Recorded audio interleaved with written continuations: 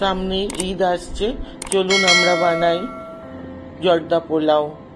সেই জন্য আমার লাগছে 2 কাপ চাল।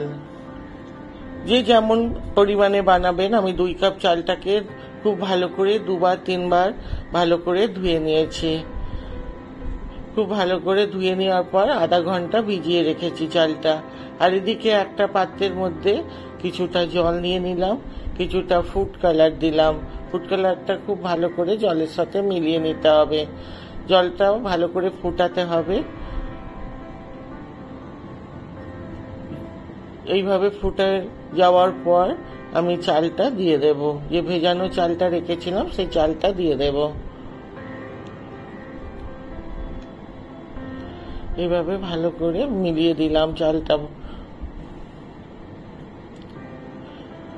এইবারে দেখুন খুব ভালো করে ফুটে গেছে। কমসে কম 80 থেকে 80% পর্যন্ত আমাকে সিদ্ধ করে নিতে হবে।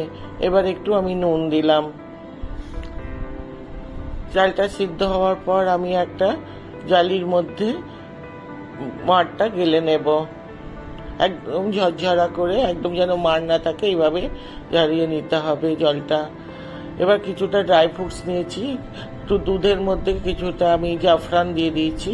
এবার কড়াইতে আধা বাটি ঘি দিলাম, দিয়ে যত ড্রাই ফ্রুটস গুলো আছে আমি ভালো করে ভেজে নেব।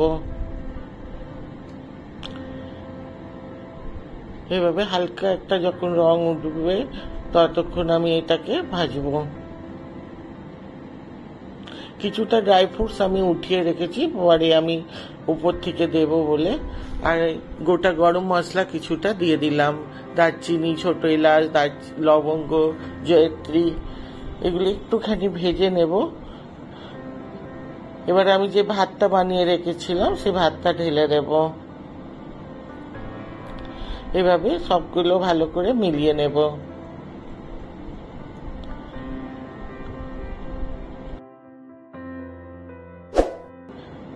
এক বাটি চিনি দিয়ে দিলাম, এটা একটু মিষ্টি মিষ্টি হবে।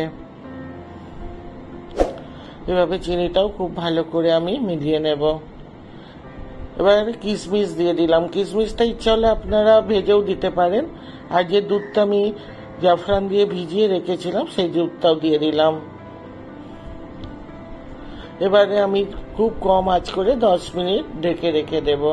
10 মিনিট পরে আবার দেখে নিতে হবে ওটা ঠিক ভালো করে সিদ্ধ হয়েছে কিনা, বা জলটা শুকিয়েছে কিনা।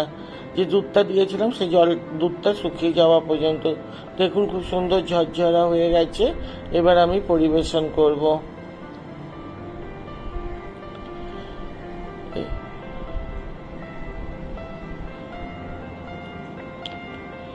নিয়ে যে ভাজা ড্রাই ফ্রুটস গুলো একটু রেখে দিয়েছিলাম ওইটা উপর দিয়ে সাজিয়ে দিলাম, আর নিকুতি দিয়ে সাজিয়ে দিতে হবে। যেমন দেখতেও সুন্দর, খেতেও সুন্দর। আপনারাও বানান। ভালো লাগলে কমেন্ট করুন, শেয়ার করুন, সাবস্ক্রাইব করুন।